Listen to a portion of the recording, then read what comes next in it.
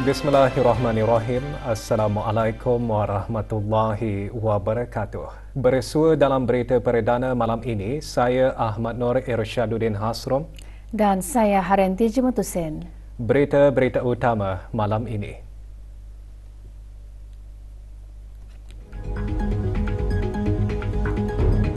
Majlis Bertadarus terus menyemarakkan bulan suci Ramadan.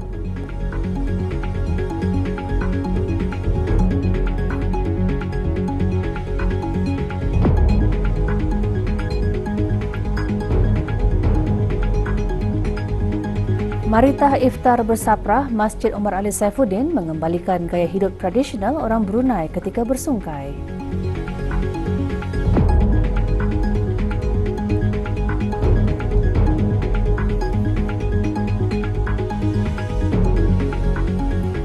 Bagi mengeratkan silaturahim di bulan suci Ramadan, Kedutaan Besar Kerajaan Arab Saudi di negara Brunei Darussalam mengadakan majlis iftar yang berlangsung di Royal Berkshire, Jerudong Polo and Country Club.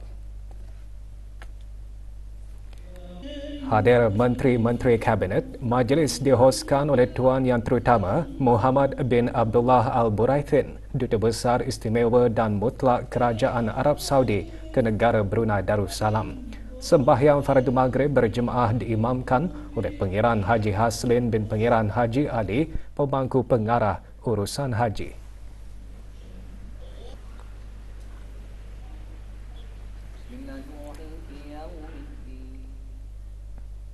Suruhanjaya Tinggi Malaysia di negara ini dengan kerjasama Jabatan Daerah Temburong juga menganjurkan majlis iftar dan santunan kasih bersama anak-anak yatim. Acara berlangsung di Dewan Belalong, Kompleks Dewan Kemasyarakatan Pekan Bangar. Antara yang hadir, ahli Majlis Mesyuarat Negara.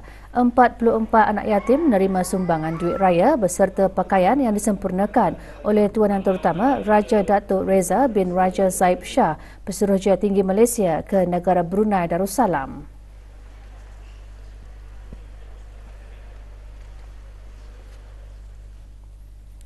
Pelbagai pihak terus mengadakan majlis bertadarus bagi menyemarakkan bulan suci Ramadan. Semalam, rombongan Kementerian Pertahanan mengadakan majlis seumpamanya. Acara berlangsung di Istana Nurul Iman.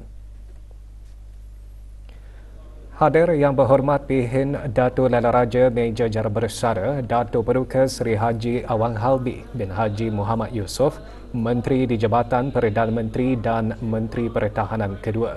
Juga hadir Meja Jeneral Dato' Paduka Seri Haji Muhammad Hazaimi bin Wal Hassan, Pemerintah Angkatan Bersenjata di Raja Brunei ABDB. Bacaan surah Al-Fatihah beramai-ramai dipimpin oleh Yang Dimuliakan Begawan bin Hatib Dato' Paduka Haji Mustafa bin Haji Murad.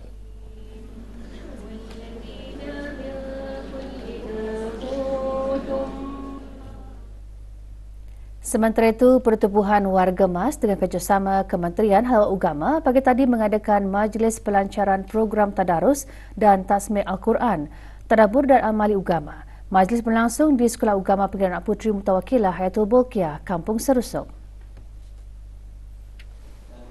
Pelancarannya disempurnakan oleh Awang Haji Muhammad Rosli bin Haji Ibrahim, Setiausaha Tetap di Kementerian Hal Agama. Majlis juga diisi dengan tadabbur Al-Quran mengenai surah Al-As dan persembahan simulasi Tasmih Al-Quran. Program yang disertai 184 orang ini antara lain bertujuan meningkatkan pembacaan Al-Quran secara tartil dan bertajwid melalui program Tasmih.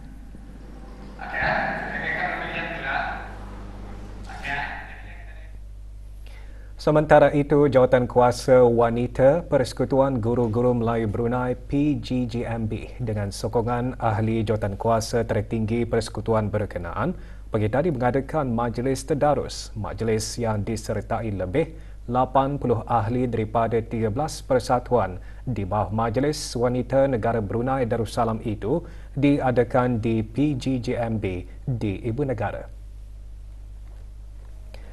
Majlis dimulakan dengan bacaan surah Al-Fatihah yang dipimpin oleh Pengiran Datin Paduka Hajah Mariam binti Pengiran Haji Matarsad Naib yang dipertua satu Majlis Wanita Negara Brunei Darussalam. Majlis antara lain bertujuan mendekatkan diri dengan Al-Quran dan meningkatkan lagi hubungan silaturahim antara semua persatuan yang bergabung dengan Majlis Wanita Negara Brunei Darussalam.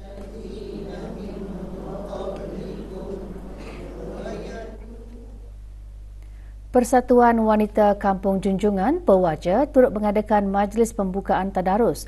Majlis berlangsung petang tadi di Kampung Junjungan. Majlis dimulakan dengan bacaan surah Al-Fatihah diketuai oleh Dayang Haslinawati binti Yusof yang dipertua Pewaja. Diikuti bacaan tadarus dari surah Al-Baqarah. Majlis antara lain bertujuan mengeratkan silaturahim antara ahli dan mengimarahkan lagi bulan Ramadan.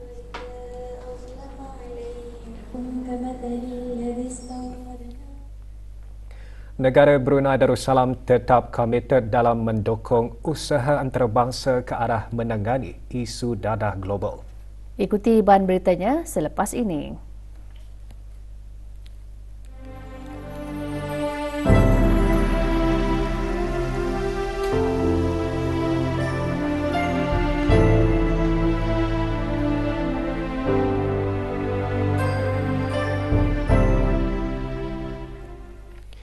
Negara Brunei Darussalam tetap komited dalam mendukung usaha antarabangsa ke arah menangani isu dadah global. Sehubungan itu, negara akan terus memberikan sokongan kepada Commission on Narcotic Drugs (CND) sebagai badan yang bertanggungjawab untuk memantau dan meneliti dasar-dasar berhubung dengan isu dadah di peringkat Pertubuhan Bangsa-Bangsa Bersatu (PBB).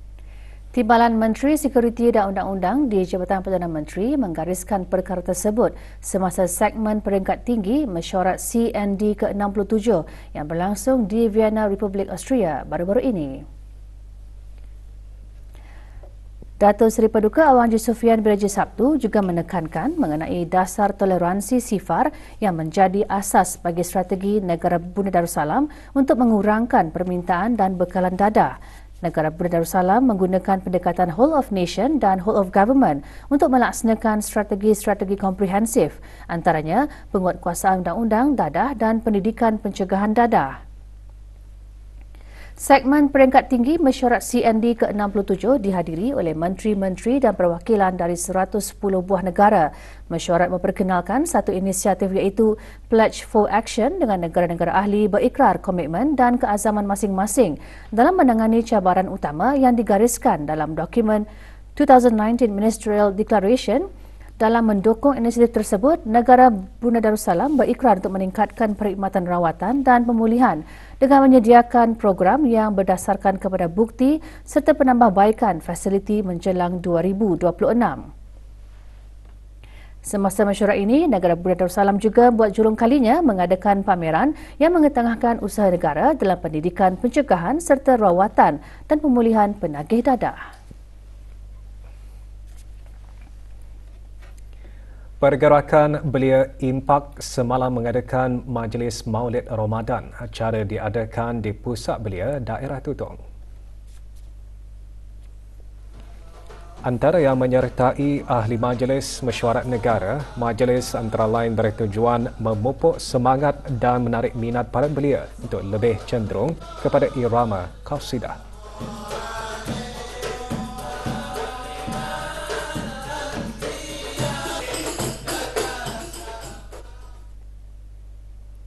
Bulan Ramadan merupakan bulan untuk meningkatkan amal ibadah kerana di bulan ini menjanjikan pelbagai ganjaran, antaranya Allah Subhanahu Wa Taala menjanjikan keampunan, kerahmatan dan doa dimakbulkan.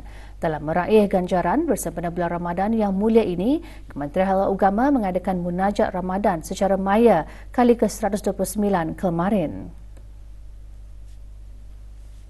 Acara dimulakan dengan bacaan Saidul Istighfar dan surah Al-Fatihah dipimpin oleh Awang Haji Amirul Hafizin bin Haji Muhammad, pemangku pegawai daerah Belait. Diikuti bacaan surah Yasin dan tadabbur Al-Quran, turut mengimarahkan munajat Ramadan antaranya warga kerja Kementerian Halal Agama, Jawatan Kuasa Takmir dan Jemaah Masjid Muhammad Jamalul Alam Kuala Belait dan jemaah dari 50 buah masjid, surau dan balai ibadat di seluruh negara. Persatuan Pertiwi di daerah Blyth mengendalikan projek tradisi jualan amal tahunan yang memberi peluang kepada orang ramai mendapatkan pelbagai jenis biskut, kek dan kuih muih. Jualan amal yang diadakan di Dewan Pejabat Daerah Seria dilancarkan pagi tadi oleh Awang Haji Amirul Hafidzin bin Haji Muhammad, pemangku pegawai daerah Blyth. Jualan amal kali ke-38 ini disertai 25 penjaja. 10% daripada hasil jualan akan disumbangkan kepada tabung anak-anak yatim dan tabung amal daerah Blyth. Jualan dibuka bagi kunjungan orang ramai bermula pukul 10 pagi hingga 10 malam dan berakhir pada penghujung Ramadan.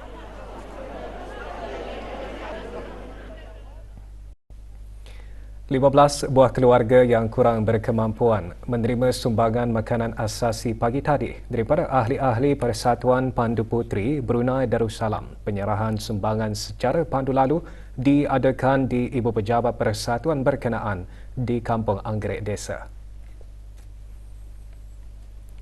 Penyerahannya disampaikan oleh Dayang Nur Azrina binti Haji Sarabini, Ketua Pesuruhjaya Persatuan Pandu Puteri Brunei Darussalam. Acara tersebut merupakan salah satu dari rangkaian kegiatan di bawah projek Titian Kasih Persatuan tersebut yang diusahakan sempena bulan Ramadan. Keluarga yang menerima sumbangan berkenaan adalah yang berdaftar dengan Jabatan Pembangunan Masyarakat JAPIM.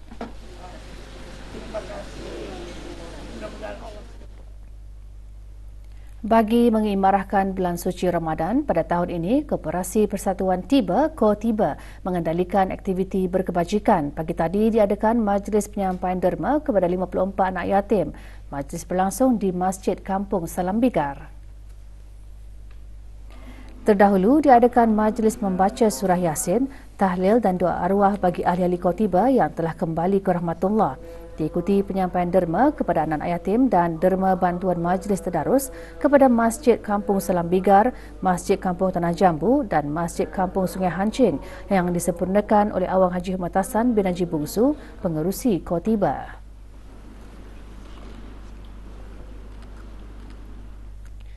Orang ramai kini berpeluang merasai suasana beriftar atau bersungkai beramai-ramai di ruang luar Masjid Omar Ali Saifuddin pada setiap hari di sepanjang bulan Ramadan. Maritah Iftar Bersaprah Masjid Omar Ali Saifuddin merupakan satu inisiatif yang diungkayahkan oleh Jawatankuasa Takmir Masjid berkenaan bertujuan untuk memperkenalkan semula sebahagian daripada gaya hidup tradisional orang Brunei dalam bersungkai secara bersaprah, iaitu duduk di atas lantai dan bertikar. Dibuka sejam sebelum waktu berbuka puasa, orang ramai dialu-alukan untuk bersedekah dan membawa juadah bersungkai masing-masing. Dan tujuannya adalah diantaranya untuk mewujudkan suasana macam orang Brunei lagi dulu kan, bersaprah hingga berkursi itu. Kemudian cara macam di masjid-masjid seperti di Makkah Madinah apa tu kan, nampaknya lebih mungkin ada kelainan lah yang dapat kami buat tahun ini, berkumpul di masjid di ruang luar Masjid Omar Ali Saifuddin ini. Samping itu lepas kita macam beriftar itu dengan mudah orang-orang yang beriftar itu dapat ikut sembahyang berjemaah di masjid. Jadi untuk menggalakkan orang-orang katanya itu menghampiri masjid lah semaksudnya juga. Tahun ini yang paling meriah dan paling gembira bagi yang hadir di sinilah. Alhamdulillah, kami rasa bersyukur kalau boleh setiap tahun akan kami adakan juga. Inisiatif Maritah Iftar Bersaprah Masjid Omar Ali Saifuddin bukan sahaja memberi peluang kepada pengunjung untuk merasai kemeriahan berbuka puasa beramai-ramai dan mengeratkan silaturahim, malah dapat menyemarakkan bulan suci Ramadan dan memupuk nilai-nilai murni dengan berkongsi rezeki. Program juga menjadi tarikan para pelancong dari luar negara dan warga asing yang berbastautin di negara ini. Suasana sini tu macam nampaknya orang kemeriahan berbuka puasa tu bah. And then terus disertakan sama macam dengan diniatkan dari rumah tadi Andang membawa para anak kemari untuk bersungkai bersama-sama dan terus bersolat bersama-sama serta diteruskan dengan sembahyang tarawih bersama-sama Kanang. Paling siok lah bagi saya sebab ini kali pertama saya menikmati jamuan sungkai di masjid, dan kalau boleh tadi boleh bawa tadi punya keluarga beramai-ramai bersungkai di sini. Kalau ramai lagi syok, baru meriah. This is my first time di masjid sungkai with my family, and tahu pun pasal nenek. And yeah, very happy. Ramai orang juga ke sini. I come from Denmark, far away from the north, and when you travel, these things are what you are hoping for to discover and try to be a part of. You're not expecting it, but you really hope that you will get invited to all these things. And this invitation and hospitality is really, really, really beautiful. It's a really, really nice experience. Sebut saja kek gulung tapak kuda sememangnya tidak lagi asing di negara ini dan merupakan hidangan pemanis mula Hari Raya. Kini, kek tersebut boleh didapati tanpa menunggu Hari Raya apabila beberapa pengusaha tempatan menjadikan kek gulung tapak kuda sebagai sumber mata pencarian mereka. Ingin tahu lebih lanjut mengenainya, Nadira Haji Umar ada laporannya. Kek tapak kuda ni lagi-lagi macam crunchy. Aku first time buat. Dengan bentuk bulat seperti kuih bahulu gulung. Namun apabila dipotong, kek ini akan kelihatan seperti tapak kuda dengan tekstur lembut di luar serta mempunyai inti yang pelbagai. Tidak hanya di negara ini, kek ini juga mendapat sambutan dan permintaan daripada negara jiran. Melihat akan peluang itu, beberapa pengusaha di negara ini mengambil inisiatif dengan mengetengahkan kek gulung tapak kuda masing-masing. Apa yang penting, kualiti kek dan cita rasa pelanggan sangat dititik beratkan. Kami ianya sangat membanggakan, and then kami turut mengambil peluang itu untuk membuat tapak kuda jual masa ni lah, walaupun bukan waktu raya. Dengan menggunakan bahan-bahan yang terbaik, dan dalam masa sama we keep on learning juga untuk membagi kek yang berkualiti. Yang mana yang baik kami teruskan, di mana yang tidak bagus kami improvekan. Dari social media tu ia bagi peluang lah untuk try to give confidence untuk orang jual-jual, and promo sanang. Back in days memang payah lah kan promo, so now macam it's easily spread lah from the social media tu. Di samping beroleh keuntungan daripada hasil jualan kek gulung tapak kuda, maklum balas daripada pelanggan penting dalam memastikan kualiti dalam setiap kek yang dihasilkan terus terjamin. Usaha seumpamanya perlu terus diberikan sokongan dalam mencari rezeki di samping salah satu usaha ke arah mengurangkan pengangguran di negara ini. Nadira Haji Umar melaporkan untuk Berita RTB. 3 buah kapal tentera laut diraja Thailand. Ketiga ini membuat lawatan ke negara ini selama 3 hari sehingga esok. Sepanjang keberadaan mereka di negara ini, pelbagai aktiviti diadakan sebagai sebahagian daripada aktiviti latihan kadet tentera laut diraja Thailand. Pagi tadi, kadet tentera laut diraja Thailand dan komuniti Thailand di negara ini mengadakan kempen membersihkan pantai di Pantai Muara. Lawatan bertujuan mengukuhkan hubungan diplomatik antara kedua-dua negara.